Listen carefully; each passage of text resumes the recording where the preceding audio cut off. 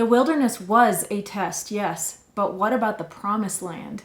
Was that also a test? The Lord your God is bringing you into a good land, a land of brooks of water, of fountains and springs flowing forth in valleys and hills, a land of wheat and barley, of vines and fig trees and pomegranates, olive oil, honey, a land where you will eat food without scarcity, and you will lack nothing. But listen to this in verse 10. When you have eaten and are satisfied, you shall bless the Lord your God for the good land which he has given you.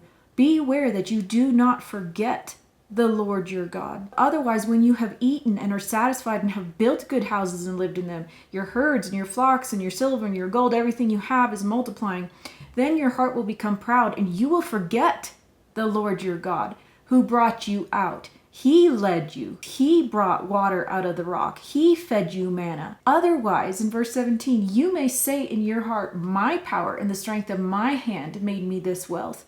But you shall remember the Lord your God, for it is he who is giving you power to make wealth.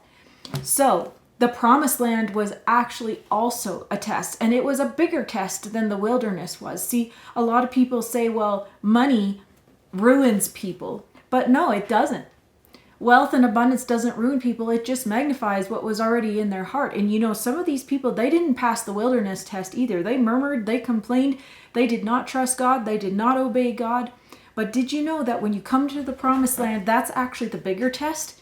Because this is not the only place that God talked about this. He repeats this over and over in the Old Testament to Israel. Hey, once things are easy and you have come into the promise, and you have the abundance, that's when you need to watch out that you don't think that you're the one who did this, that you still acknowledge God, that you still obey him, that you still trust him.